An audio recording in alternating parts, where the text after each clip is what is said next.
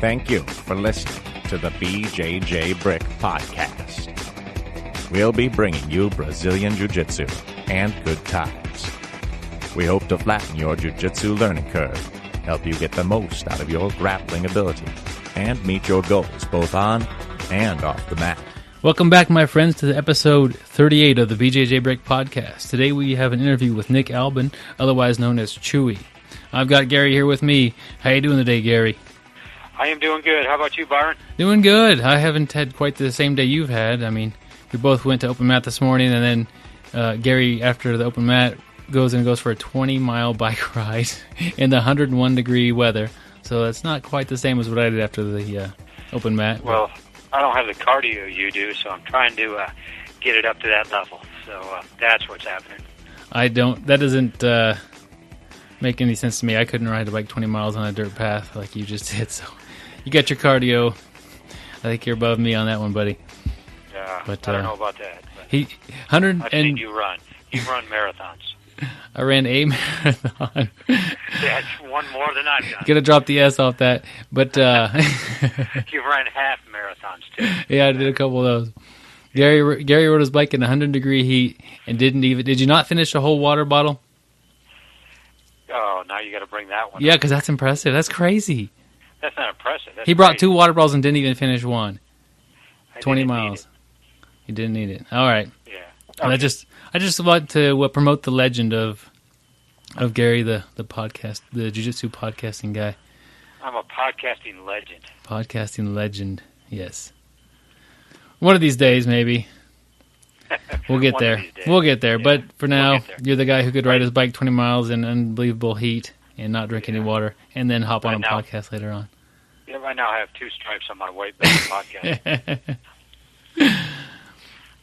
Yeah, today we've got a fun interview. We've got Chewy.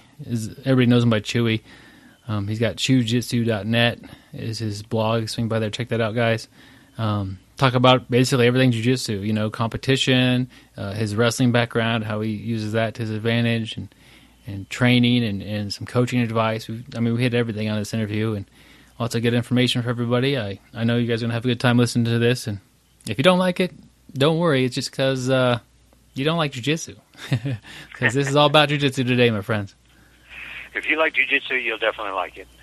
You'll like all of our episodes, so definitely tune in.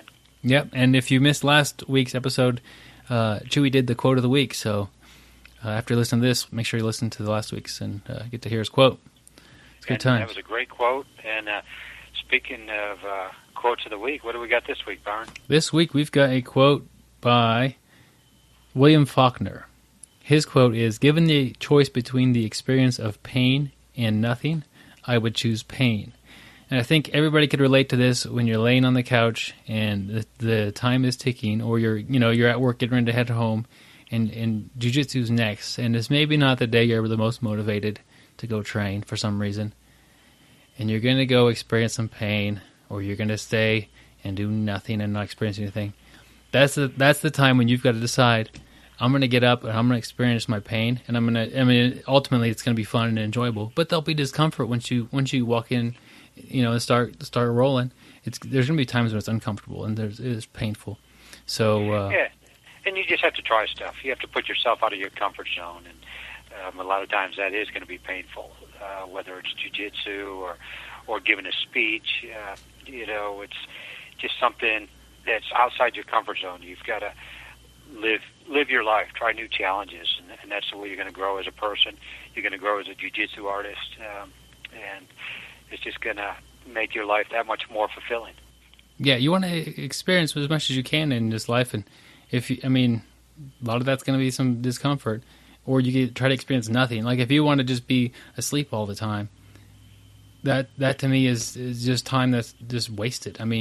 If you need sleep to function well, but if you want to sleep for 15 hours on a Saturday afternoon, all the way through morning to afternoon, you should probably, do what you want, I guess, but if you want to get things accomplished and you have goals to meet, you've got to be willing to get up and deal with some discomfort and work hard and it's good for you. Yeah, and that's the key. Work hard. You're going to have a little bit of discomfort, but if you work hard, everything will will work out for you. And like a little bit of discomfort, jump off the ledge, just try different things, and your life will be that much more rewarding. Absolutely. So that quote is by William Faulkner. I'll put that on the show notes as well, so you can read it for yourself or send it to somebody. We've got the article of the week is from BrazilianBlackBelt.com. 10 reasons you're still a white belt. And as I told you earlier, I'm now a 2-stripe white belt in podcasting.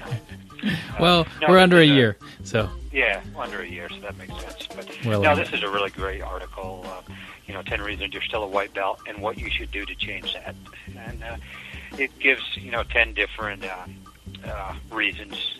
But we'll just talk about a couple of them. And, one I like right off the bat is you don't support your association. I think that belts are more than, just your skill level. It's supporting your school, supporting your association. It gives good tips like to support your association when your instructor brings in a black belt. You may skip a night, Saturday night drinking, to show up for that, to show support for your association. If your school has open mats or goes to other schools to train, to cross-train, you show up for that. You always want to be there supporting your school. You want to wear the shirt. You want to let everybody know about it. And, that's a big thing. It's like supporting your family. I mean, your association is really your, extended family. So definitely you need to show support if you want to go up there in belt levels. Yeah, and another way not mentioned in the article, but the same idea. Your association, like your school posts, hey, we're having this upcoming tournament, or they're hosting a seminar, or they're open mat on Saturday morning or something like that. Would it hurt you to occasionally share that with people that Maybe you can get your association a little bit more business, or at least get the name out a little bit more to the people that It's like a personal recommendation to everybody that you have, like on Facebook, that this is where I train. I like it here. If you want to come to this gym, let me know. And if all the people at your gym did that, it's gonna grow incredibly in just a short amount of time. So that's just one easy way you can support it. Yeah, you're also, you as a student are a good part of the success of your school. And just like you were saying there, you need to invite people. You need to share posts. You need to try to get people excited. If you have a friend that wants to go but is a little scared, maybe it's their first time, pick that person up, bring them there. And the better your school does, the better you're probably going to be. You're going to have more training partners.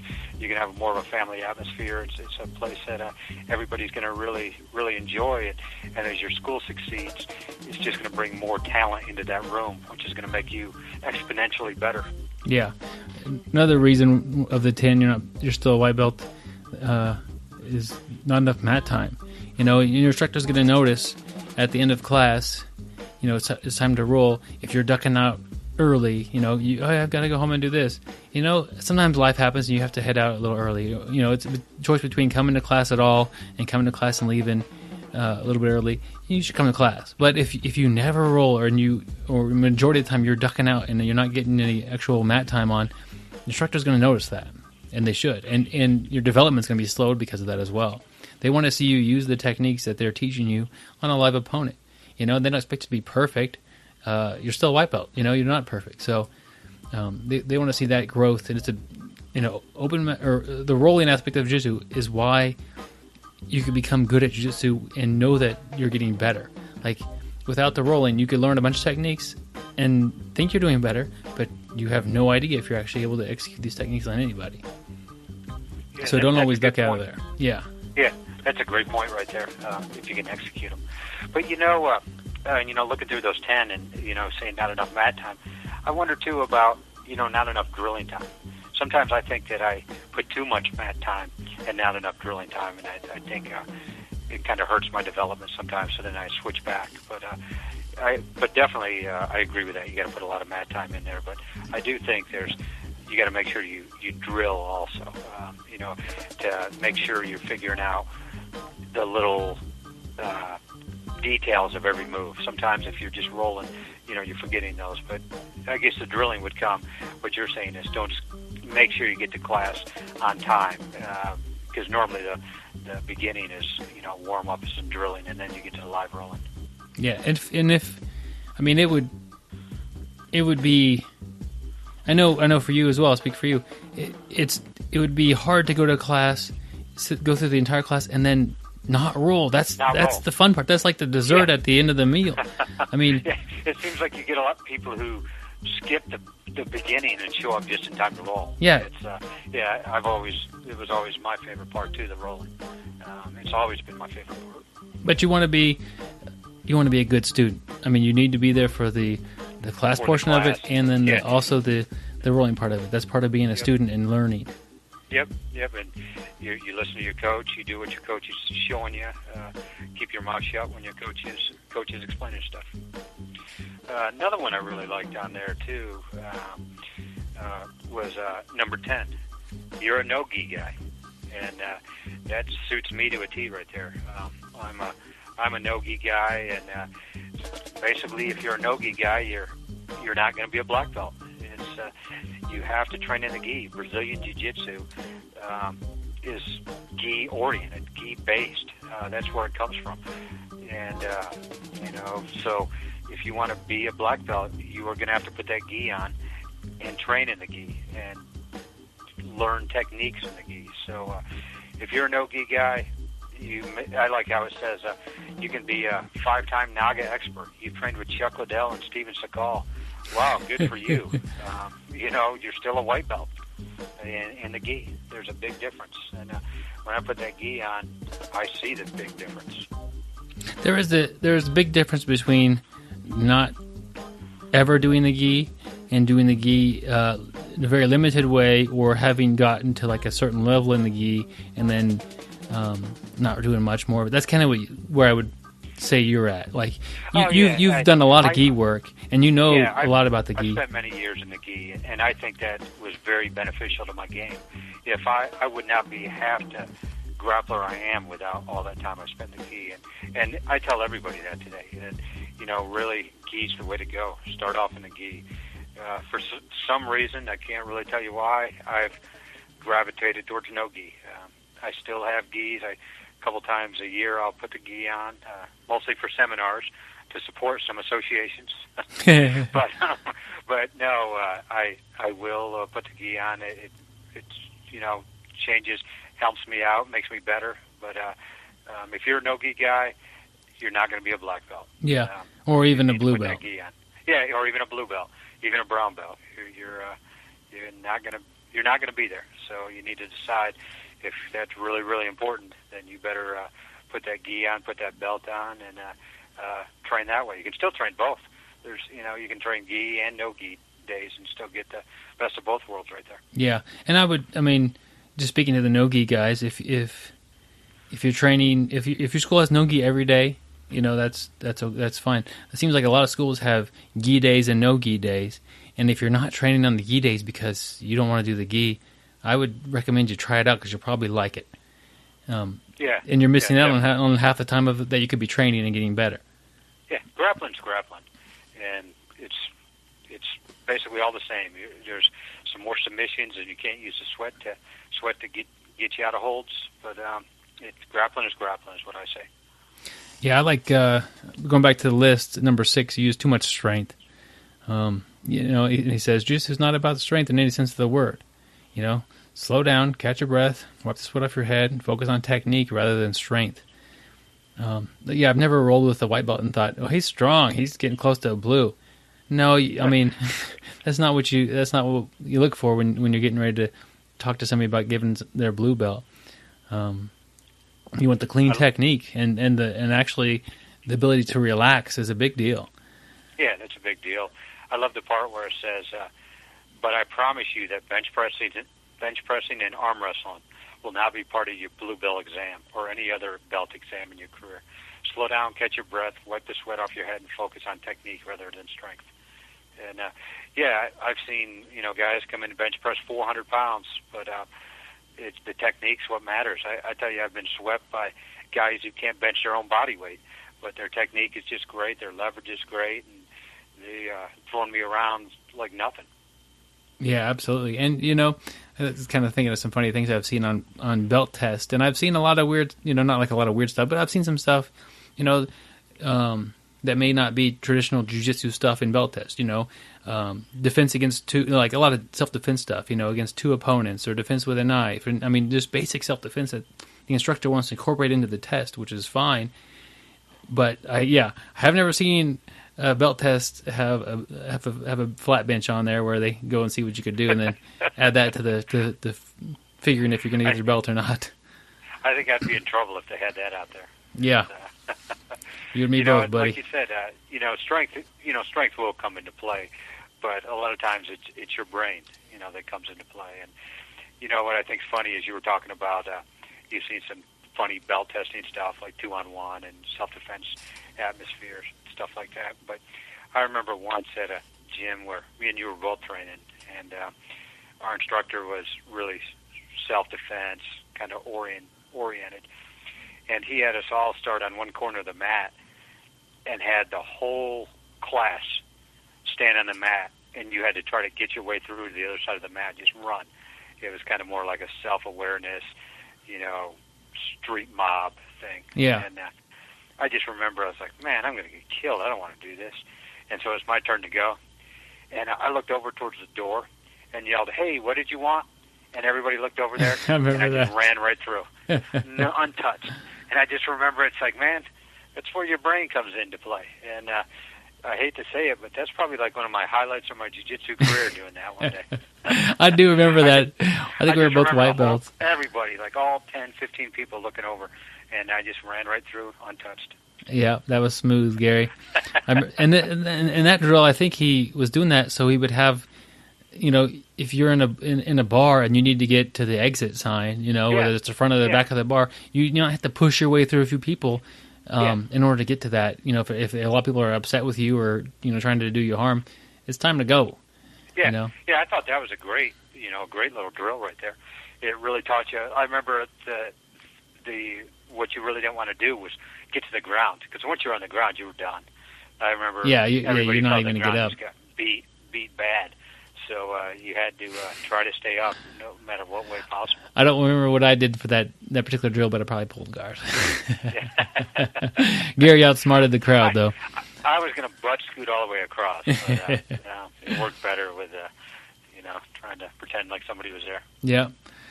Back to the article. At the end of it, he kind of sums it all up in the one sentence that kind of incorporates. I guess it's more than one sentence. A little part here that incorporates a little bit of everything that he's talking about. He says, like I said before, slow down and enjoy the journey. Make mistakes, consistency, and time are the only two things that can guarantee your promotion, and you cannot rush either one. Put in the mat time, put in the class time, compete often, support your association, use technique, learn from mistakes, maintain the attitude of a student, and always continue to grow, to learn and to grow, and voila, the belt will change colors on its own. That's awesome. That's an awesome sentence, or a couple sentences right there. Yeah. I mean, in reality, show up, work hard, and don't big deal it, Yeah, and have a good attitude. Yeah, it'll happen, and when it happens, it really won't be that big a deal anyway. Just keep training. It's gonna it'll be a big deal for you when you get that new belt and for all your training partners, but it'll just happen. You come in with a great attitude, work hard, show up, support your association, and everything will just fall into place. Yeah, but it's not like the belt's going to make you any better. No, I mean, if you were to grapple yourself the day before you get your blue belt, you'd basically be the same guy. Yeah. Maybe a little more confidence. I mean, I guess that could help out a little bit, but that's about it. Yeah. And I love the part, enjoy the journey. Yeah, and absolutely. That's really what it is. It's a journey. We've been doing it for a long time. You've met a lot of good people. You've had a lot of good times, and that's what it's all about. And like you said, the belt will change on its own. This article was on BrazilianBlackBelt.com. It looks like it was originally put on Garcia Mixed Martial Arts.wordpress.com. So I'll put a link to the article on the show notes. I have it up there. So it's a good read, especially if you're white belt and you feel like you're stuck. But check it out, guys. It'll help you out. Take a minute here to thank our sponsor, Fujisports.com. Outstanding gis and no-gi shorts and rash guards. We just recently gave away a rash guard out of the Moco and Robo rash guard contest that we had. So, and we appreciate everybody for sharing it and playing along with the game, trying to win the rash guards. So we appreciate all our listeners. We appreciate Fuji Sports, and definitely if you didn't win it, go to fujisports.com and pick yourself one up. Yeah, we'll try to play some more games like that in the future. If you didn't win, sorry you didn't win, but we can't. We only give away so many things, so it's available to buy if you really need one. So, and they are great. Yeah, Byron actually wore his Moco today, so I was actually trying to duck him on the mat because he looked intimidating wearing that. Well, maybe the look of intimidation, but I tried to turn it up on Gary, and it did pan out for me as well as. I should fight a little more defensively against old Gary there. I think you needed the Robo rash guard. The Robo might have been a little bit better that time. But yeah, great rash guards, great gis. My wife was grappling yesterday, and she had on her Fuji the Blossom gi. So great stuff all around. All my grappling shorts are Fujis. I love them. I have a red pair, a blue pair, and they're just great no-gi grappling shorts. So check those out, too. All right, Gary, let's roll the interview with Nick Albin, otherwise known as Chewy, and we'll get back with you guys at the end of the interview. All right, my friends, I have Nick Albin, otherwise known as Chewy. How are you doing today? I'm good, man. How are you? Doing great. We're excited to have you on. I enjoy following your website there, and I've learned quite a bit from you there, so it's a pleasure to have you on the show. Thanks for having me. If somebody doesn't know who you are, could you kind of introduce yourself to them? Sure. My name is Nick. Albin is my real name. The name that I go by, the name that everybody knows me as through jiu-jitsu is Chewy. It was a nickname that was given to me as a white belt. I'm the head jiu-jitsu instructor at Derby City Mixed Martial Arts in Louisville, Kentucky. I've been training for, since 2003, and then wrestled before that, and so just been doing jiu-jitsu for a long time, and I guess that's about it. How long did you wrestle for? I wrestled for 3 years. I was too scared to do it my freshman year. And then one of my buddies, as a sophomore in high school, he was like, yeah, let's give it a try. So as a sophomore in high school, we both got into it. And so I wrestled from sophomore to senior year. Cool. And how long was the break between, I guess, your senior year and when you started jiu-jitsu? So the wrestling season typically ends in February, or at least when I was in high school, it ended in February. I started training jiu-jitsu in April. And it was something I kind of wanted to do. Like I already had a gi. Yeah. So I had watched, mixed martial arts and stuff. And then I really wanted to do jiu-jitsu. It seemed like sort of the natural progression. I wrestled, so I was like, and I kind of wanted to fight too. So I was like, well, if I want to fight, I got to know jiu-jitsu. So it was kind of went together really well. So I bought a gi and had all the gear and stuff. And me and my buddies actually used to watch videos and try to what we could find on the internet. It was the days before YouTube existed. And we'd try to piece together stuff. And then we actually, me and two of my other friends from wrestling went out to our first jiu-jitsu class it was April, maybe early May. So it was still during my senior year. Cool. So you started in high school. You started with while you were young. That's good. Yeah. It was a different time, man. Back then, guys are so lucky. It's so funny. You see guys come in and they'll look around at the mats that are there, and there's these fantastic gyms out there, and people just sort of look at them and oh, okay, that's what it's supposed to look like because they watch, The Ultimate Fighter, or they watch these different videos of these different gyms on TV or videos, and they just expect it to look that way. But back then we were training in a variety room inside of a powerhouse gym, and we would have to pull out puzzle mats, and pieces of the puzzle are missing, and your toes get stuck in them, and they're not very thick. You couldn't really do takedowns very well unless you wanted to feel rough the next morning, and you'd have to pack them back up every day. It was a different environment. Plus, we were learning from purple belts. We didn't have a black belt who was there with us every day. We had a purple belt. Nowadays, who do you typically train with as far as your instruction and any maybe teammates that you train with on a regular basis? Yeah, so I mean, I like to take little trips when I can. This year's been a little bit funny just because I've had some injuries going on. But every year I usually try to throw in a few trips in there. Like I have a good friend, Sean Hammonds, his gym in Nashville, Tennessee. We go down there and train. Always, they're super tough guys. I'll go train up in Indiana here and there with a guy named Tim Sled.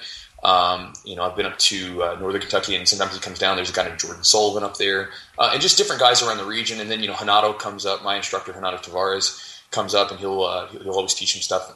Comes up every year to train with me and the students and show us some new things and work with us. And then, man, I train with a lot of my students. I have a lot of tough guys. I know it's Kentucky, so most people are like, Kentucky, what's going on there? But we have some really tough guys, and all guys that compete a lot. At some of the IBGF tournaments and anything that comes around here that we can, make. They compete and they do really well, and so they push me too because they know my style.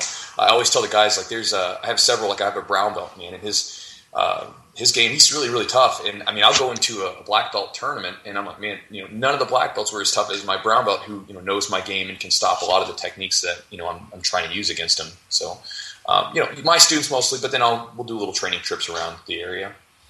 Cool. And I like what you say that like you've developed, the guys that train with your brown belt is tough for you because he knows your game and you've helped him become that way to where if he could stop one of your better moves, it's good for you. As far as your training goes. Absolutely, because what happens is like everybody has a game, everybody has a style that they use, and you have I'm going to try to do this move or whatever, and it might work for a little bit, and then especially if you have good training partners, they get wise to it and they do something to defend against it, and then you have to alter that. You have to find a counter to their counter, or you have to find something to go around their defense. And what happens, though, is you get these really elaborate like chains of techniques, like you go from A to B to C to D, whatever.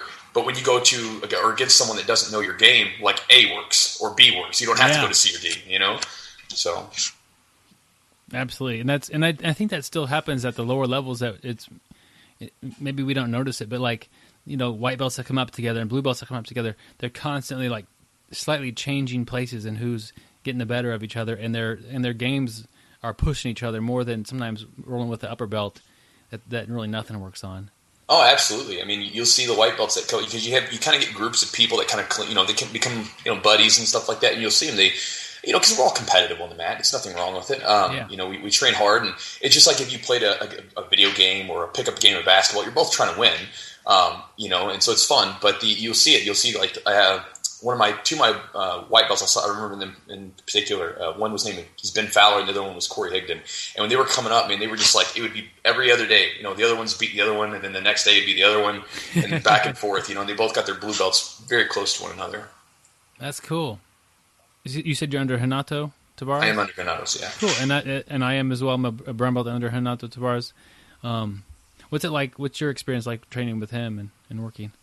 I like Hanato. He's a really cool guy. He's very relaxed, very chill. He's not as far as politics go, because that's something that does sometimes happen in jiu-jitsu. Unfortunately, there's not much of it. You know what I mean? He's a pretty cool guy. I enjoy him. He stays relevant with techniques, and from my standpoint, it's kind of an inspiration because as I'm not old by any means, but I'm 29, so I'll be 30 next year, and I'm a lot different than when I was 18, when I could just train all day long, and I didn't have to worry about how I slept or what I ate, and I felt fine the next day. Yeah. As I've gotten older, man, you start to feel your body a little bit, and you look at a guy like Hanato, he's in his 40s, and he's still in great shape, and he's still competing. For me, that's like, okay, that's an inspiration, because I'm like, man, I know that, if you stay with it, you can still train as you get older. You can still train hard, you can still compete, and he still stays relevant with, the techniques that are out there, and just he's an all around just a good dude. Yeah, and we had him on the podcast quite a while ago, and one thing that caught me was he says he's always learning. You always have to be learning. If you're not, you're done with the sport. You're not gonna grow anymore. I mean, as many years of experience as he has, and he's got that attitude that constantly learning. We all should have that. Absolutely, you can't stop learning. People, they sometimes they think because there's new techniques coming out now. And you guys are always trying to innovate and do something different, and you'll see guys sometimes that'll kind of scoff at a new technique, like, I don't need to use that or whatever, and when you kind of get that attitude, like where you don't need that or you don't need to learn, it's kind of the kiss of death as far as, I mean, you're no longer going to progress. You become stagnant. You become that guy, and that's it. Yeah. But I think there's the other side of that, though, is that you try to learn everything that comes out and try to be good at everything. It can hurt you a little bit, though. I mean, you do need to figure out, is this going to work for me or is it not going to work for me? And then how far are you going to take it as far as developing that into your game? Do you want to be aware of it so you can prevent it? Do you want to be good at it? Do you want to be able to counter it? And I would say that would be, I guess, more the idea is being aware of it. Because again, obviously you can't be good at everything. You can only master so many things. But even if something comes out and you may not like it, but you still need to know what it, how it works, how it functions, so that this way, let's say you're rolling against someone or you're at a competition, you can, protect yourself against that technique. Or you never know, maybe you end up using it and you really like it. But as you said before, if you try to dive too deep into everything, you're obviously the old saying, jack of all trades, master of none, Yeah. And then, exactly. And that's a common problem with, I mean, like you said, you didn't have YouTube when you started, so you really probably had to force the fundamentals were just naturally forced on you because that's what you had to work with.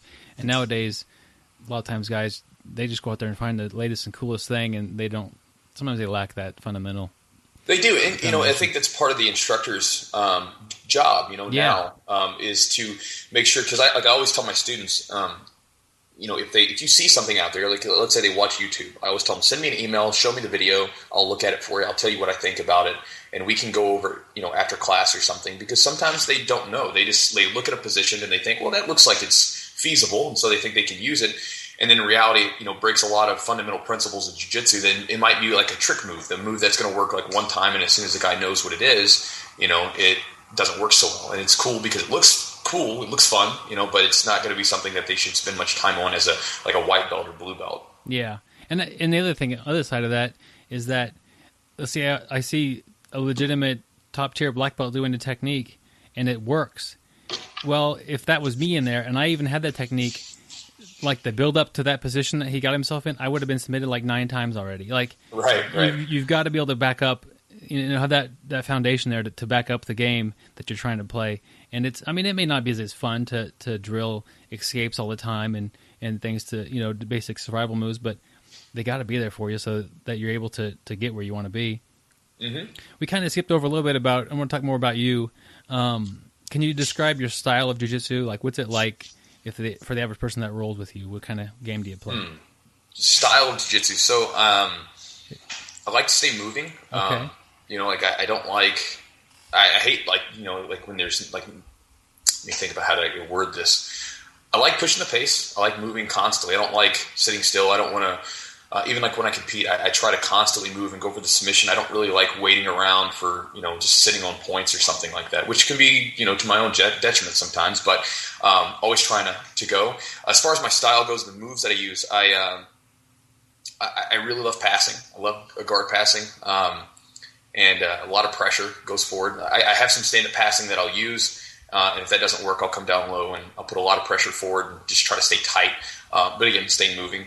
From the bottom, I play a sweeping game primarily. Okay. A lot of butterfly guard, little X guard in there.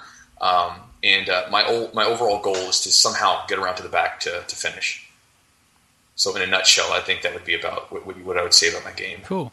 That sounds like a solid game. I mean, you've got a game plan for the bottom to get back on top, and if you end up in the guard, you like to pass and find your way to the back. It's sounds like, how much has the wrestling?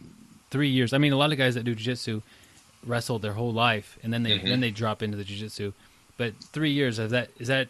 Do you feel the impact of that on your jiu-jitsu? It did, because it's my first taste of competition and first taste of grappling. When I first came into jiu-jitsu, I was a spaz because I was a wrestler, and I was sort of wired for that wrestling tempo, which is go, go, go, go, go. And when you come to jiu-jitsu, you have to slow down because you have to go, and then there's pauses where your person's consolidating a position or they're trying to figure out a position, and then go when you see the opportunity. In wrestling, for instance, you can't use a lot of the grips that we use in jiu-jitsu because you get called for stalling, just on the arms and everything else. But it did play a role because it gave me a base, and I kept wrestling after high school. I continued to meet up with people who were wrestlers and continue to learn wrestling. So I never stopped wrestling. and it definitely gave me a comfort on the feet that sort of stuck with me for a long time. And I enjoy takedowns. I like them. I like going for them. And, which is something where you'll watch some guys and they don't have a takedown game at all, and they have to pull guard. They have to. They don't have an option of takedowns. They have to pull the guard. So I like it has influenced me because I've always liked wrestling. It's given me the option to either pull guard or I can also fight for the takedown and feel comfortable in either scenario. And lastly, I think it kind of gave me it started me off in jiu-jitsu with like that grit. Because in wrestling, you get gritty, man. You get really gritty, and you learn how to be aggressive, and that's something that I think everyone in jiu-jitsu learns eventually. But it was just something that when I got into jiu-jitsu, I had been wrestling long enough to understand how to be aggressive, how to be gritty, and just how to keep going. Even if you don't feel good, even if it's not comfortable, you just keep going. So, I like what you said at the very first about your wrestling gave you a good taste of competition. I want to explore that a little bit more. Mm-hmm. Just as a guess, in 1 year of wrestling, how many times do you think you stepped on the mat and competed? Well, my first year was JV, so I mean, it was really dependent on like who was there. But I mean, as far as when I actually my first year actually starting, I mean, it was when it was season time, and you had a tournament every weekend. Yeah. Okay. And then you'd have you might have anywhere from 2 to 4 to 5 matches. Just depends on how you did. And then as far as then almost every week you have maybe 1 to 2 meets. Sometimes during those meets you have a 3-way, so you'd have like 2 schools plus your school, so you'd have 2 matches. So you're competing every weekend, and you just get used to it. So it's not like in jiu-jitsu because there's a bit more of a buildup because the tournaments aren't as numerous. You don't have every week competition, so you get a bit more of a buildup. In wrestling, you were just like. You're just competing. You're just doing it. It doesn't matter like if you're maybe not in the best shape this week or maybe you're a little bit tired. It didn't matter. You just compete. You just do it. Yeah, I think that's a huge factor in the wrestling. I've gotten a little bit of flack from some people, but if a kid's in school and wrestling season comes up and they do jiu-jitsu, I said go wrestle. Mm-hmm. Go wrestle for those months. You're going to get a ton of competition experience, and plus, I mean, the wrestling is going to help you in jiu-jitsu. It's different, obviously, but it like you said, it does give you grit. It gives you usually they come back and they scramble better. Their takedowns are stronger. But that factor that's not often talked about is the competition that they do. By the time, like let's say, I compete. If I'm competing in grappling, you get a couple good matches every few months, maybe, or it's kind of a rare thing to get. You compete every weekend. That's right. That's an amazing experience for somebody. It is, and it's an amazing experience, and you get to go through that, and like I said, continuous competition, and is an awesome thing as far as getting better. And then the thing that competition does, man, when you're competing, you're training harder, because if you get tired, you're like, well, the other guys are training harder than me. You kind of get that sort of mindset. You train a little bit harder. You push yourself a little bit more. And then when you go out there, you make mistakes. You get that real time, like, what did I screw up? Yeah. What do I do when everything's on the line? There's stress involved and I'm freaking out, whatever. How do I react? Or even, sometimes guys get really caught in bad positions. It's like, okay, how do I react when I'm down points? I'm tired. The guy's putting pressure on me. Do I give up? Do I mentally break and just sort of roll over, or do I keep fighting? And so you get just so much better from competition. Even in jiu-jitsu, like I'll see a huge difference in a guy just after one competition. He goes to a competition, sees what he's doing, and he gets that experience. He comes back and he's like a different person, just in a matter of days, just because of the experience that he had from competition. So, like you're saying, it's a huge experience to be able to do that, multiple times in a week. Over like for months, you just get so much better, and it's just so much more experience. It's so valuable. It's interesting to see two adults that have been doing jiu-jitsu for a while, and they both want to do MMA. And let's say one of them wrestled for his high school time. Okay, he's got 100+ experiences of stepping on the mat in a combat, like in the combat sports, and competing against somebody. And the jiu-jitsu guy, in a couple of years, probably has half a dozen, maybe a dozen times that he's done that.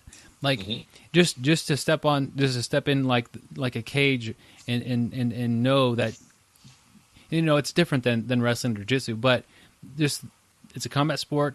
The wrestlers always seem to have a lot of confidence because they do it all the time. In that short amount of time, they compete so much, and it's a huge advantage. At that point, the guy, with that much experience, he's a veteran. You know what I mean? Yeah, He's not very quickly. I mean, it's competition, and that's the biggest thing. Like, regardless of what you're doing, your body reacts about the same way. Just you're stressed, and how do you deal with that stress? And so, one of the things you get used to as you compete more and more is you just learn how to compete or how to perform under pressure.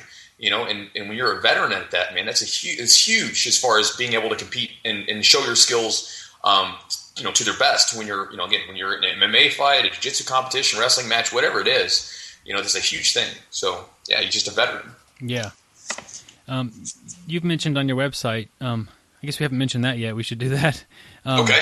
Chewjitsu.com or .net, I'm sorry, right? .net, because .com was taken. So I went with .net because that was it. There's another guy, I guess it hasn't been updated in forever, but runs a blog. It was like sort of like food and jiu-jitsu thing, jiu-jitsu, but yeah, .net. I gotta know, how did you get the nickname Chewy?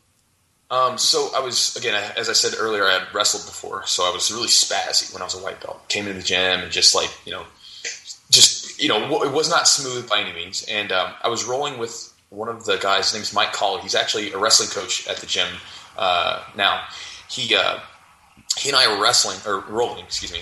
And I just kind of spazzed into everything, and I outweighed him by about 60 pounds. And I remember one time I did something, and he was just like, "You big stupid Wookie," basically just like you big dumbass. Is what it came down to. And from there, it went to Chewbacca. So when I would come into the to get on the mat, he'd be like, "Chewbacca over here," and it was completely derogatory. It wasn't meant to be nice. He was just kind of giving me crap about it. And then it went down to Chewy, and then for some reason, man, it stuck. So I've been Chewy since then. So just go with it, huh? Yeah, I think that I have a thing for nicknames, because in high school, when I was wrestling, I had a nickname. My nickname was Tugboat, and I got that because when I came off the mat, I was breathing so heavily, sort of a wheeze, that my coach gave me the name Tugboat. So even if you wanted to look up my wrestling statistics in Kentucky, you couldn't put in Nick Albin. You'd have to put in Tugboat Albin Wrestling, and you can find it out because that's what they would put me in as terms. Oh, that's awesome. That's funny. Tugboat. It's something. It's something. Yeah. Well, I like how you changed it. I mean, it was first kind of a mean thing, and then you just went with it, and you're used to it, and it's not mean to you anymore.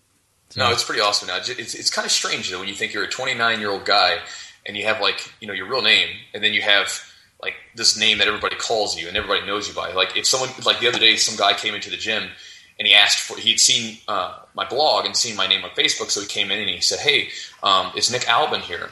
And then I wasn't there at the time, so I came back a little bit later, and our front desk guy was like, "Hey, Chewy, this guy was coming here asking for Nick Albin." And I was like, "Oh, did he have a suit on or something? Do I owe him money or just no one ever calls me that." So that's funny.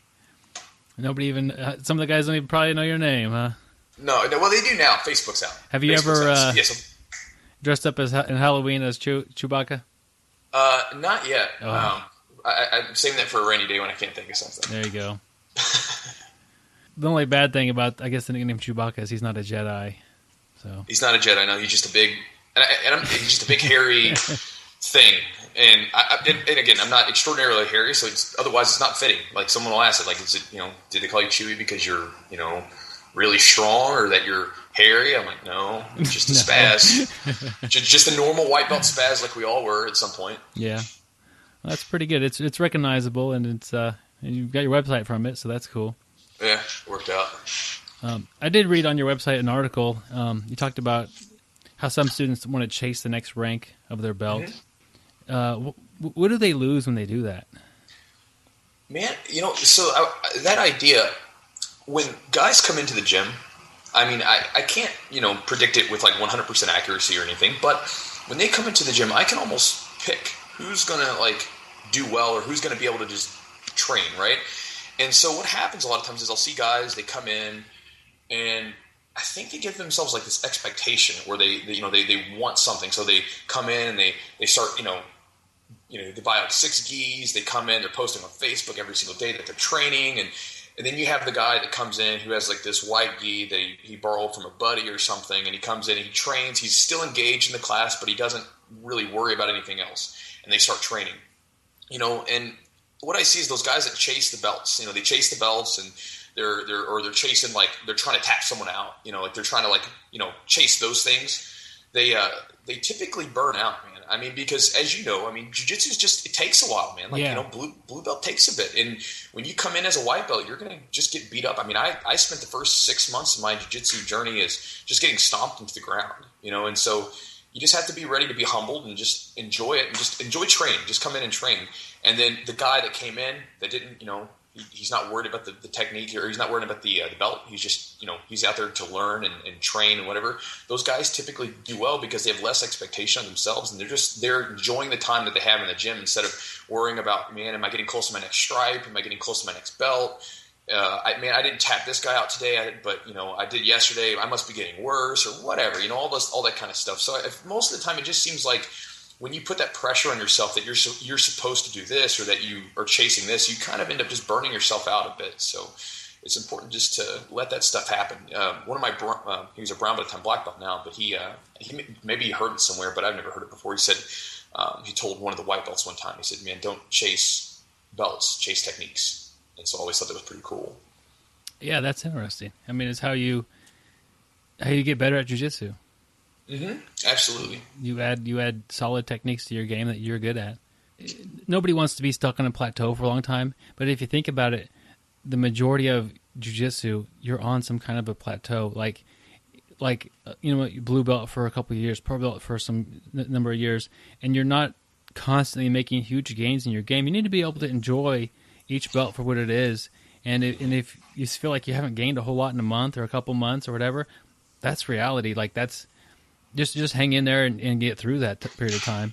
Right, and that's exactly right. And that's one thing, you know, it's a really important piece of advice, and that's just, you know, just train. Like, a lot of people, as they get better, naturally their expectation of themselves rises, and they think, okay, well, now I'm a blue belt. I'm supposed to be able to beat most of the white belts, if not all of them, and I should be able to give the purple belts trouble. But, you know, just like I talked about earlier, when you're in the gym training with people over and over again, they're going to figure out what you're doing, and some days you're going to be off, and they're going to be on, and they're going to catch in something, or, you know, whatever. And you got to just remember that, you know, like when you came in as a white belt, you started training, you were just like, this stuff's so awesome. Like, even though you got you got submitted like 60 times, you're just like, man, this is so awesome being here. I'm sweaty, I'm exhausted, I learned something. And that was all that mattered. But as you get better, you start to put expectations of yourself, of how you're supposed to perform and whatever. And it's important to just come back to it and think about, man, I'm supposed to just enjoy the time in the gym, enjoy the time that I'm here with my buddies and these people that I enjoy being with all the time, and just appreciate the opportunity to do that. Because, you know, again, you know, like, you may not have the opportunity if you were living somewhere else, or if circumstances were different, you know, for you. So it's important to just appreciate that, and, you know, let everything else fall into place. Let your technique come, you know, let all that stuff fall into place. But, you know, focus on just the training. Focus on training. Focus on the time in there with your buddies in the gym. And like I said, focus on just the belt and enjoy the experience for each belt. Because once you get to black belt, you can't go backwards. So just let it come as it comes. Don't worry about trying to speed it up or accelerate it. Yeah, and don't – another thing that, you know, you might have a buddy you're coming up with, and you're both, you know – start at the same time or close to the same time, and one of them may get promoted before the other one. Mm-hmm. Don't worry about it. It's not a big deal. It's like, should you, I mean, like, why, in reality, it's like, man, like, when you think about it, you're like, that's kind of, you know, it's kind of disrespectful. You know, like, when you think about, like, if you get mad at your butt, like, say, like, for instance, let's say that, you know, you and I roll, and maybe every day we come in, for some reason, you're always beating me, and then one day I come in and I beat you. You know, if you get mad at me because, like, I beat you, kind of like, man, I must be getting bad, or I must be getting worse, or maybe I'm just getting better. You know, there's no reason to be angry about that. You should be happy for your buddy for progressing, and know that, you know, you'll be right behind me, or that the next day you'll be above me, or whatever, you know? Yeah, absolutely.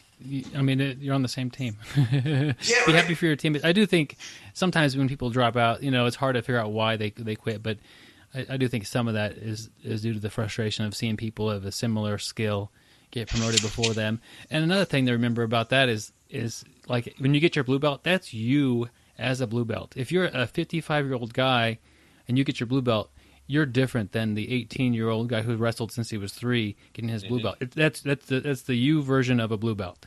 Right. Would you agree to that? I agree 100%. It's something that's very important to understand, because, you know, when I first started instructing, that was something I had to really consider, because, you know, when I had come up, I was so competition, you know, oriented that, you know, everything was about competition. who that day, whatever, and then as I became more of an instructor and really grew into that position, I started to realize, like, man, like these guys are coming in that are in their mid-30s or 40s. Heck, I even have a guy that was like 63. And, sometimes they can get the better of the young guys, but, if you get some athletic monster, like you said, who wrestled his whole life, or even some guy who's just an athlete who came in and started learning jiu-jitsu, I can't hold them to the same standard, and so that's important to make note to them, so they don't feel like they're, not getting better. It's like, dude, you're 55, this guy's 20. It's just difference, and it's also something that's important to understand as an instructor and keep that in mind when you're, watching these guys and, promoting them and just sort of keeping them in mind. Yeah. And it goes back to what you already said. You focus on the techniques, and that's how you get better. I mean, that's your focus, what it should be on. Right. I want to talk a little bit about the current state of Brazilian Jiu-Jitsu, specifically like the time limits of things, like a black belt match, and how it typically unfold, maybe a little bit of back and forth with trying to timing, the end of the match to arrive with a victory, whether it be a points or advantage. But how would shorter time limits affect a match, you think? Well, I think that, because there's this big push, and everybody, all of us jiu-jitsu guys, obviously we want the sport to continue to grow and be bigger. And I think that it's very difficult, because if you get guys that, for instance, if you have a long match, you know what I mean? In theory, it says, well, if you have a nice long match and both guys are attacking, then you have these great matches that will, end in submission, which is what we're all chasing, But what happens in most cases, and you see it, is if the longer the match is, the less work the guys do for a period of time. So, a lot of times you'll watch guys go out and they'll do this filling out process for a while, and then the match is pretty boring, and then maybe towards the end of the match they start to get going, and so really it's like, I think if you just say, well, listen, let's get rid of the filling out process. You guys don't have that time. You need to just go out there and work and go after it.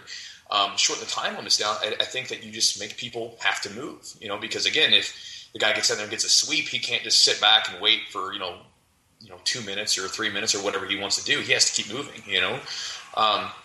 I looked it up, and if you look at wrestling in its beginning, in boxing, the same way. You used to have matches that would these fights that would just keep going. They had no time limit. It was just like you just keep going and going until someone either gets knocked out or someone gets pinned. Right? Well, you end up having these guys that never got knocked out or never got pinned, and they just go on for hours. So to make it more sort of consumable to the masses, you say, okay, let's put time limits on it that are short enough to spur action, and we can have a clear winner and loser, that kind of stuff. So obviously you can't submit everyone, but I think that a shorter match allows people to play harder, because again, nobody wants to, let's say you have a 10-minute match. Not everyone has the gas tank to go for 10 minutes, constantly. You see it happen sometimes, but most people, and especially if you have multiple matches, you don't want to have to burn your whole gas tank out on the first match. So guys are very conservative, but if you have 6 minutes or 7 minutes or whatever, there's you can play for that. Most guys that are in good shape can play for that time period at a good pace. And so I think that if you adjust the rules a little bit and you shorten the time limits down, you make a match that'll be fast paced, and the submissions will still come because guys are still fighting for position very hard, and transitions. I mean, we're going to catch people. But I think when you have those long time limits where there's no rules, no nothing, it's just guys will just lay on their back and they don't expose themselves because they're not fighting points, they're not fighting the clock. They're just kind of like, well, I'm going to just chill here, and relax for a little bit. And I'm kind of running off on a tangent, but you kind of get the idea. Yeah, I think, and I saw, at the Worlds, you get two guys and it's tied 2-2, and let's say we're competing and you have an advantage, and you're in my guard. You have the advantage point, and I get you locked up in a position where I'm going to sweep you, and I'm not ready to do it yet because there's still 3 minutes on the clock. So I'm going to burn up 2.5 minutes, and then try to execute my sweep for the win without giving you enough time to sweep me back. Mm-hmm. So I mean, like that would at minimum cut that time down as far as how much I'm going to have to wait before I even try my move, and just hang out. That. It's frustrating to watch that sometimes. It is, and I mean, my honest opinion, I think advantages should just take those away. Yeah. I mean, it leaves a lot of gray area, and it's always a point of contention every year. There's always some match where some guy loses on advantage that nobody actually quite understands, and it maybe goes against the rules, and so it's always a big thing. It's like, I mean, what other sport do you play where it's like, okay, you almost did something, we're going to give you something for that? Like, no, you either made a point, like, or you don't. That's it. I mean, that's again, it's my opinion. So yeah, not everybody agrees with that. So I still think it's we're in a feeling out process of the sport, so the rules do need to be tinkered with in order to find like the best set. I mean, if you look at the major sports these days, they're still coming out with new rules all the time and trying to make the game more exciting and with action. So advantages may be making the game less viewer friendly, or to get an advantage. They give the guard guy. I feel it's an advantage to pull guard because you could rack up a few advantages fairly easily without actually having to threaten the guy, like with the actual real close submission. You could rack up a few close sweeps or a couple close submissions and get a good little lead there by pulling the guard. I wouldn't have any problem if they got rid of advantages, or if they gave the guy that pulled guard a negative 1 point. That would make all the advantages he could rack up in the guard kind of pointless. He'd have to actually earn a sweep or a submission from there, instead of just get advantages. I'm going to throw this at you to see what you think. I thought about it this morning while I was working out. So that I noticed in matches that, okay, there's a little bit of action at the beginning, matches that don't end in a submission, or I guess a close match where two guys are pretty competitive. Action, and then they end up in a position where they kind of things slow down, and then at maybe the last minute or so, they end up jostling again one last time for the final points, and who has the lead at the very end. That's something that I kind of realized. I kind of watched that over and over again at the Worlds. If they this is kind of silly maybe, but if they had a way to randomly determine, like if a black belt match was either let's say 6 minutes, 8 minutes, or 10 minutes long, and the competitors did not know which match they drew, like it was random, and then the timekeeper would just keep the score or keep the time secret from them. So you get that at 6 minute mark, you got to be ahead on points, or you might lose. There's a 33% chance you're going to lose. Oh wow, that would be a little freaky, man. It would be weird, and it would freak me out. it would be a different game, but I think you would see, especially, I mean, there's a 66% chance you will at twice fight for the win. Like it's going to come up to the last second, and then hey, you might have another 30 seconds, so it's time to end the situation, and it gives all the advantage to the guy who could finish a fight. But I just thought of that this morning. I thought that would be a weird way to do it. Like if you didn't know for sure if it was going to end, you got to be winning all the time, and you've got to work to finish. That would be a really, really wacky match. I mean, because you'd be, in the back of your head. If I was competing under something like that, right? Like let's say that hypothetical situation. If I was competing under something like that, you run into 6 minutes. And then you're like almost like hoping, is this it? And because again, if you go hard for 6 minutes and it's a 10-minute match, and the other guy was maybe playing, relaxing a little bit, man, you might come up short and you might just putter out. 2 minutes left. There it goes. You lost everything because you went too hard for you went at a sprint pace, and maybe you should have slowed it down a little bit. But yeah, that'd be really wild. It'd be interesting to see how those type of matches would play out. Oh man, I think anyway. It'd be. In your next match, if you get a 10-minute long match and you win it, and the next guy got a 6-minute match, that would match up. It wouldn't be that great for that guy, but I think it would make the guys push several times instead of one last time at the end to be ahead. Anyway, and when it comes down to in the end, it really comes down to mindset, man. Because even then, like there are some fantastic 10-minute matches or even longer matches that I've seen. You look even just recently, the Eddie Bravo Hoyler match. that was a fantastic match. Both guys were attacking the whole time. There wasn't. It was an awesome match. Because guys were both guys just wanted it and they went after each other. And afterwards went and puked and stuff, and that's great. They went for it.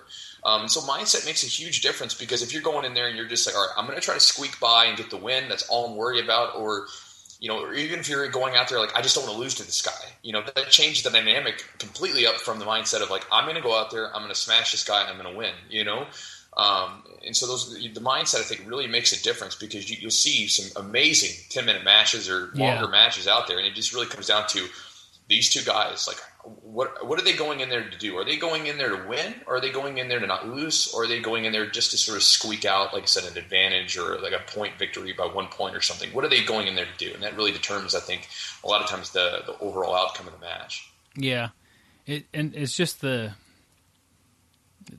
attitude of the competitor, whether they want to get the pin or win by points, or if they want to get this the submission, or just eke by. It's you still get the same medal. I mean, if you win, you win. But if you're out there looking for sponsors and want to be a professional athlete at doing this, it's a better highlight reel to have a bunch of submissions than a bunch of points. Well, sure, and you see this kind of dynamic in MMA as well. You watch MMA fights, and you'll see guys that go in there that are notorious for just being a decision person, and then you have guys that whether win or lose, those guys go out there to fight. They go out there to try to win, to try to beat the other person, regardless of what happens. And so you see those kind of dynamics, and then you get that perfect storm where you have two guys that are both going after it. And then, you have a fantastic fight, so. Changing the topic here a little bit, how do you use competition footage? I like how you mentioned earlier that, students could email you a clip and you'll watch it and go over that. That's a pretty solid idea. Usually how I would do that is I watch the technique at home, and then I try to remember what it was, and then go to the gym and we roll, and then after that, I can't remember what the damn move was. It's too long ago, and I can go get my phone, but I don't feel like it. So by emailing it to your instructor, that's a pretty cool idea, if they're up for it, I guess. Yeah, and so, I mean, as far as those are two things, so, like, what was happening is guys would come in and, like you said, a blue belt or white belt, purple belt would say, hey, man, I saw this move on the internet. I'm like, okay, show it to me. And then they would, piece together what they could remember. So instead of, like, from now on, if you see a move, just email it to me, and when you come in, we'll look at it together, because, all I have to do is pull my phone away, and we can watch the video, and I'll tell them my opinion of it, because I think that, there's a lot of instructional moves out there, and I think some of them I call them fluffer moves. It's like, it's a cool looking move, and maybe if you have if you're superior technique wise to the other person, you might be able to pull off, but it may not be a fundamental move that you need to focus your time on. And then there's those moves where they're moves that'll work from any level, white belt to black belt. And then the competition footage thing, this is something that we've gotten into a lot more, is because it's something I've always told the guys to do. If you're really looking for new moves to add to your game, especially, if you're trying to use it, a lot and try to be competitive with it, it's important to watch competition, because again, a guy might say, hey, this is the technique that I always use. And then you watch him in competition and you never see him use it. Like, well, why aren't you using it there? And in that sport, jiu-jitsu, but at the same time, what do we do when we're with our buddies for the most part? We're doing sport jiu-jitsu. So it's important to watch that stuff and see, what does it look like when, and I always tell them, like, my white belts, if you're a white belt, go online, put in white belt, Pan Ams or something. Just find a white belt, or white belt Naga, blue belt, do the same thing. Look at the guys at your weight class, at your level. What does that look like? What are they using? What kind of techniques are they using? And you can kind of see and get an idea of, what everybody's using. And a lot of times, if you look at it, man, even when you go to black belt, sometimes some of the black belts will have some different funky techniques, but, a lot of them, like I was showing, we were looking at one of my favorite jiu-jitsu players, who's Rodolfo Vieira.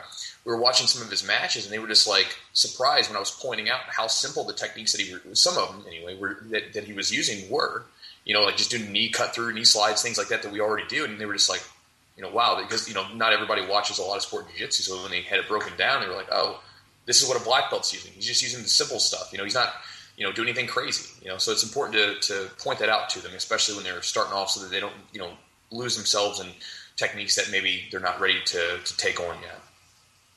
Yeah. Competition footage is fun. I think it's motivating, but to slow it down and to watch the technique. We had Ostap on, and he's got a great YouTube channel where he'll show the video, and then he'll rewind it and then show it in slow motion and point out little things and show it again. It's a great way to learn how to actually do a technique or to use it. It is. It's working in competition. Like you say, there's a lot of stuff out there that people show techniques. And yeah, like Hanato could do any of those techniques to me, no problem. But am I going to do that to somebody who's of a similar skill level to me? No, a lot of them, it's going to be tough. Absolutely. You're going to stick to your A game. You're going to stick to that bread and butter stuff, and what does that look like? And I think that's the important thing for guys when they're trying to look for a new move to add to their game. What's the bread and butter stuff that someone's using, and stick with that stuff. What are some of your goals that you have for yourself right now? Goals for myself right now, mainly just get healthy, man. I went a good stretch of 10 years almost with no injuries, nothing major, like little tweaks and stuff. And then this year, man, it's been rough. I broke my nose on January 13th, and then it was just that I was shooting in for a fireman's carry, and one of my white belts' knee just popped up, and man, it put my nose on the other side of my face. Luckily, it's fixed now, no big deal. And then it was about 2 months later, I was starting to train again. It'd been about 7 weeks from the surgery, so my nose was feeling a little bit better, and I tore my meniscus cartilage, which isn't really, for knee injuries, it's not terrible, but I had a meniscus tear, and then had that, repaired, and so now I'm sort of healing back up from that. My goals, once I'm healthy, is again to continue to build a solid gym of students. I really enjoy teaching, and I really like seeing these guys improve. And then on top of that, I would like to just compete some more. I really was planning on competing a ton this year, and so that kind of derailed me with all those injuries. So just looking forward to getting back on to the mat and competing at the black belt level, because I don't know. I think competition's just incredibly fun, so it's what I enjoy doing. No secret for the people that know me, I have quite a large nose, and I'm always one roll away from having a broken nose. I haven't got one yet, so got some 12 years into it and haven't got my nose busted up yet, but that's one reason why I don't like striking so much. But in your meniscus tear, we just finished up a series of talking to people who all had an injury similar to that, and they were off the mat, and then their attitude towards getting back on the mat and how they recovered. It's interesting hearing everybody's recovery stories and how they're able to get back on it. How long ago was your meniscus tear? So my meniscus tear was March the 13th. Strangely enough, that's my birthday. So it was kind of a crappy birthday present. But basically, so I mean, for the last for around 6 months now, I really haven't been able to train at full capacity. And going back to that piece of advice I was saying earlier about just training and not worrying about the belt, not worrying about the technique, just enjoying your time on the mats and stuff like that. Being out for 6 months, I'm still on the mat teaching, and I love teaching, and it's been a good opportunity for me to be able to see my students and really just focus on them 100%. But not being able to train myself, it really puts everything in perspective, So when you do get on the mat, you should appreciate that. Just appreciate the ability to be healthy enough to get on the mat and train, and be happy that you're there, and don't worry about, oh man, I didn't submit this guy today, or this guy beat me today, or I just still to get my next strike, or whatever the heck it is. Just enjoy the time that you're there. Take the time to hang out with your buddies and train hard. And to just train hard and appreciate that. So it just really, when you're out for a long time, it really puts perspective on things. Yeah. Hey, I've been fortunate not to have any major time off the mat, but that it does sound rough. But from what I've heard of all the people that have shared their stories, you'll be back on the mat and without much more time, I would think, and I don't think it's going to have much of an effect on your long-term game. Nah, I mean, I'm already training in some capacity right now, which I mean, my physical therapist, he trains at the gym, and so he's been watching me and tells me to be careful. But I'm starting to train again, and so I feel good. Like I don't feel like I've lost too much. Just have to get my cardio up a bit, but other than that, it's fine. Cool. Well, that's good. Let's see. Let's say you have a student getting ready to compete for the first time. What advice would you give them, up for the training portion of that and then up into competition? Yeah, so there's a couple things. One of the big things is if you have the opportunity, let's say that you have a tournament scheduled maybe in a month or two. If you have the opportunity to go and watch a tournament and just see what one looks like, that's a good start. Being able to just see what one looks like, just being able to go there and sort of take in the whole thing, because again, you're gonna build this thing up into something that it's not, more than likely. And then when you're done with it, you're like, wow, that wasn't nearly as bad as I was expecting. And then try to, like when you're in the gym, try to replicate some of the situations. So for instance, if you are competing, you have a 5-minute time limit, a certain set of rules that you have to follow, then you should do some matches like that. Grab your buddies on an open mat, or ask your instructor if maybe he'll do like a little tournament, like a little mock tournament in the gym sometime, and just come in there and basically do tournament matches with points and everything. And we do this a lot at the gym. When we have tournaments coming up, we'll do mock tournament matches. And it's funny because you'll see guys roll for 5 minutes, and as long as we, just regular rolling, just start from the knees, whatever, you do your thing, no big deal. Then once we say, okay, we're going to start from the feet, and we are going to put, 5 minutes, same time limit, and then we're going to put, points. We're going to involve points into it. It changes, man. The guys are way more exhausted. They're fighting harder for everything, and they come off that match just puffing and puffing and stuff. So it makes a difference, and it's good to do that and get used to that type of roll rather than just kind of just rolling around and just hanging out. And then those would be the two biggest things. If you can see a match, go do one. And then if you can try to, do mock tournament matches with your buddies, or even if you have a good relationship with any gyms around the area, go train at another gym where you don't know someone. And it still kind of gives you that same sort of feeling, because if you're getting ready to roll with another guy at a similar level, you kind of gets the nervousness going a little bit more than usual than when you're just in the gym. Yeah, I think those are both great. I've never heard to go watch a tournament, but that does. I mean, if you're just showing up to watch, you're not going to be nervous. You're not, it's fun. You're watching people do jiu-jitsu. You might wish that you had signed up for that first one, but but it will take out. You're not on some giant stage with the entire audience yelling at you to do. No, I mean if it's your first tournament, you're at a lower level deal, and it's you and your couple buddies, trying to help you out, and it ain't that big a thing. But you'll get guys sometimes that have no idea what they're even looking at. So like when they think of a tournament, they build it up into something in their head that it isn't. And when they go to a tournament, they're like, okay, it kind of just looks like rolling, in the gym. That's so big, So while they don't have the nerves that come with it, they get a little bit more enthusiasm for it because they realize, okay, it's just a tournament. It's not a big deal. You know what I mean? Instead of it being this big thing, because like I said, we talked about it earlier. A lot of guys that do jiu-jitsu maybe haven't competed a whole bunch, so the first time they compete, it's a huge ordeal, and it's something where they don't get to compete very often, so that it builds up. It's like for like 2 months or a month or whatever it is, they're building this thing up in the back of their head, and so when it finally comes time to compete, it's a big deal. So if you can just kind of see how the whole thing goes, it makes it a little bit less stressful when it's time to actually go out there yourself and put it on the line. Yeah, that's solid advice. What were you like as a blue belt? I ask this because I think that the blue belt is a tough belt to be, and I think guys have a lot of big expectations going into it from when they get their blue belt, and then they get hit with like a reality. It's not a magical belt. I mean, you're still getting beat by the occasional white belt, and there's a lot of tough blue belts out there that they're going to give you a tough time. So, I mean, I'm interested in to peer into what it was like for you as a blue belt, any struggles you might have had, or surprises, I guess. Yeah, as a blue belt, it's important for people to understand if you get your blue belt, you're still a beginner. You haven't passed that level yet. So, at the gym that I was training during my time as a blue belt, it was very competitive. And we would go really, really hard, and it was kind of a constant struggle. And our instructor kind of fueled this a bit, maybe, where we would kind of it was like a competition every day. So like I was when I got my blue belt, I was kind of like the head dude, like the best student my instructor had. And so if I tried to play around sometimes, and try to like experiment, he would kind of, and someone got me with something, he'd kind of, say, oh, why did the so-and-so, the white belt, why did they beat you? Why did they patch your guard? So it was always for me a competition. So it made some of the techniques that I had very good, because I would always stick with my bread and butter.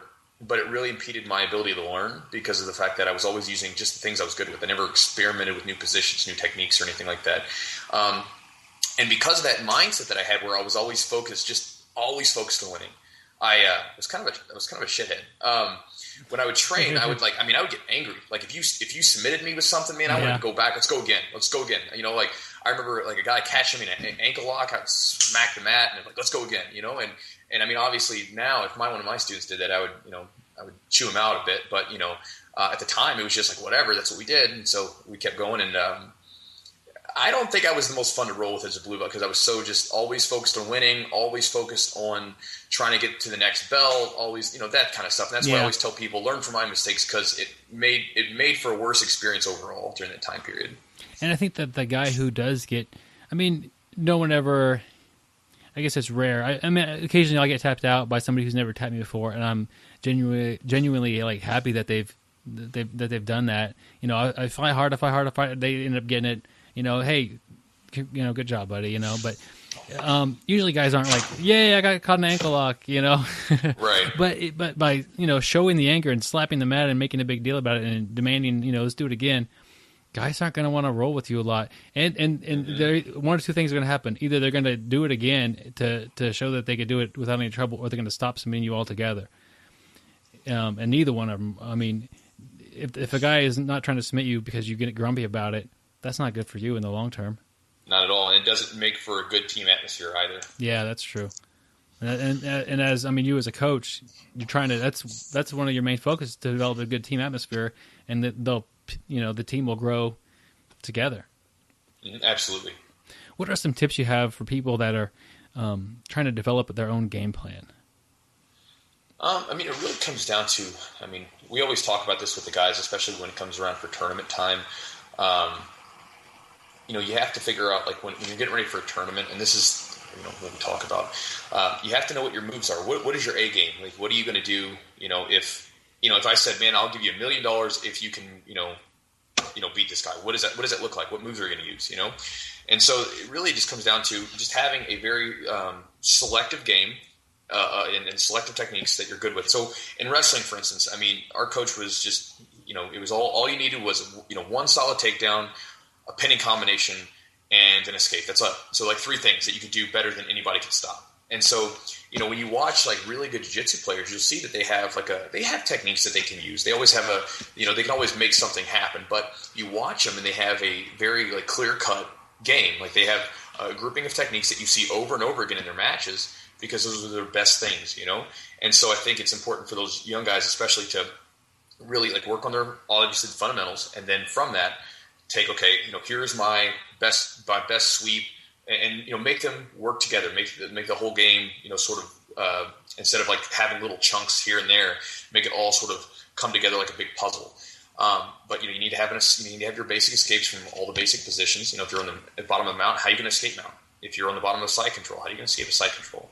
You know, and then vice versa. So if you're in guard, what kind of sweep are you going to use? If the sweep doesn't work, what are you going to do from there? And having like an A, B, C sort of thing, like going from this to this to this. If you're on top, what are you going to do? And how are you going to submit the guy? How are you going to pass the guy? And it's not anything that's, I guess, complicated. It's just really taking the time to sit down and say, okay, when I'm rolling, what am I best with? What am I doing? And then just, you know, working that stuff out and then practicing it when in the gym, so that you can further develop those positions. If that makes any sense. Yeah, that makes a lot of sense. So. That's kind of the core of like the BJJ brick is, if you train and develop a select number of moves, they feel like you would hit somebody with a brick with them, because they don't even know they're coming. Right. And they're like a real solid move that you have for you. If you just kind of play around and don't develop any sort of actual strategy or game, you could be good at jiu-jitsu, but you kind of level out and you don't have anything that's going to work real strong for you. And I love what you're saying about escapes. It's so funny to watch guys go in tournaments and they're so like motivated to go out there and submit the guy or whatever, and that's great. But they end up in side control on the bottom and they have nothing for escapes, and you're done. Like, to me, escapes equals confidence, and it takes away some of the nervousness too. That if you get in a bad spot, you'll be able to get out and be able to carry on. But if you can't escape, you got to think in a tournament, someone's going to put you in a bad position, and it's either over or you're going to get past it and get on to the next guy. Yeah, but the problem is like, you know, given left to their own devices, most people are going to simply say, all right, you know, I got to practice some moves. What do I want to practice? Man, I really want to practice this cool sweep that I learned, or this cool submission. You know what I mean? So you really have to force yourself to say, man, I'm going to practice this escape that I've already done 100 times, but I know I need to, you know, do it more. So I'm going to practice a little bit more, you know? Yeah. Escapes are not as fun to train, and they, you know, you get smashed up a little bit more than you do doing your fun, you know, offensive techniques. But if you want to be confident stepping on the mat, you know, you have the ability to escape. You know, if you're a blue belt, you have the confidence I can escape any blue belt side control. That's going to take away a lot of nerves. Mm-hmm. I feel anyway. What do you do before you step on the mat to compete? Do you have any sort of a routine or? Yeah, usually I always try to find, like, for instance, at like the Chicago Open, there was a door like to this room that was kind of away from everything, you know. So I went back there, and there was nobody there. It was just nice and just quiet, So I try to get away from everything as much as possible. Now you can't do it sometimes, because sometimes the venues are packed. But I'll put my headphones on, go listen to music somewhere, go chill out, stretch out, use my foam roller and stuff like that, get loose. And then try to remain as calm and as relaxed as possible until, they start calling up to the bullpen or whatever, So, try to just get away from everything, because I don't want to – if I watch matches, I start getting all amped up. My heart rate will start getting, higher, and before I know it, I'm just exhausted. So I try to go relax, and then, when it's time for me to get warmed up and get ready, then, just get that feeling going and then get ready to compete. But nothing really in particular, just kind of just chill out. Try not to keep your heart rate above 130 all day long. Yeah, watching matches and getting all pumped up. Anytime I was either in MMA fights or in jiu-jitsu, and I know that everybody's different, but I don't have the ability to go walk around and chit chat with everybody before my matches. I have to go just go sit in a corner and relax and just chill and sort of focus on what I'm getting ready to do. And then after the match is fine. It's fine. I'll go hang out. Yeah. With everyone. But before the match, I can't really do it, because then it's I just feel tired and I feel off, and I feel like I lack the concentration I need for the match itself. Cool. That's good. Yeah, that makes a lot of sense to me. If somebody wants to get a hold of you, you have the website jujitsu.net. Is there any other ways they could do that or get a hold of you? Yeah, jujitsu.net is the website, the blog. My actual email is jujitsu@gmail.com. Okay. And then I got a thing going. And then Facebook, facebook.com. You can put in Nick Albin, or you can put in facebook.com/jujitsu. So sounds good. And I'll put links to those in the show notes, so sure. You're easy to find. I appreciate you having you on the show. It was a pleasure talking with you, and I think you helped out some people today with some really good advice. Hopefully so, man. Thanks for having me. Yep, my pleasure. Take it easy. Take care, Brian. All right, bye. All right, well, that wraps up an interview with Chewy. I want to thank him again for stepping on the phone with us and talking everything jiu-jitsu with us. We enjoyed talking with him, and I hope you guys learned a lot. I know I did. And definitely check out his blog. Like I said last week's episode, before we even talked to him and interviewed him, I had always checked out his articles from his blog. I've seen them shared a lot of times. So definitely check that out, and you'll learn a lot of good stuff from there, too. Yep, jujitsu.net. Hey, and if you are having a hard time thinking of a Halloween costume when that comes up, you can't go wrong with Chewy. Yeah, definitely can't go wrong. So next Halloween, there you go. Big old Chewbacca. Everyone wants to be a Jedi. Someone's got to be Chewbacca. So we do appreciate you guys for listening. If you enjoy the show and like to let everybody know, a 5-star review on iTunes is a great thing for us. It helps get the word out about the podcast and really helps promote the show. Swing by and like us on Facebook. We post all the shows and a couple of seems like try to do one every day, but a little less. Some sort of picture about jiu-jitsu or some information for you guys. We like to have a lot of fun on there. Our email, if you want to send us an article of the week or you have a quote for us, we'd love to hear from you. bjjbrick@gmail.com is a good way to get a hold of us. And don't forget to check out our sponsor, fujisports.com. Great gis, great grappling shorts, rash guards. They have everything for the jiu-jitsu and judo player. So definitely check out fujisports.com. Absolutely. We'll catch you next week, my friends. Thank you for listening. Have a good day. Thank you for listening. I hope you find the time today to roll. After all, the best way to get better at Brazilian Jiu-Jitsu is to do Brazilian Jiu-Jitsu.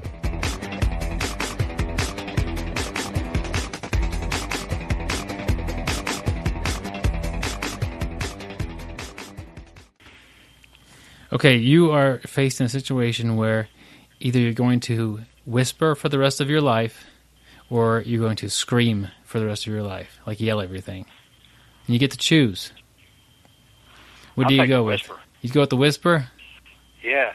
Yeah, I think I'd alienate people yelling all the time, and I'd probably get in a lot of fights.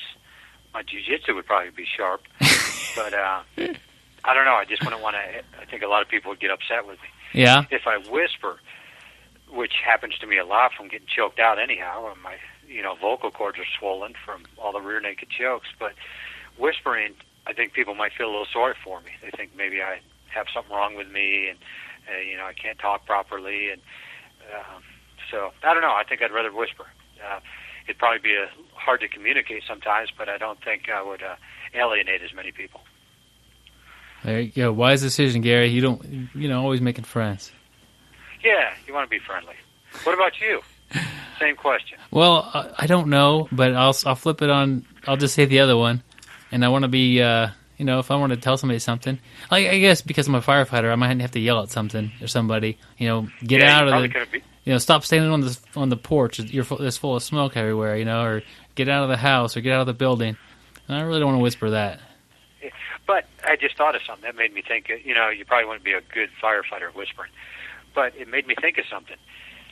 A person who whispers, I could always carry a megaphone around if I needed to, and I could talk loud that way, talk normal.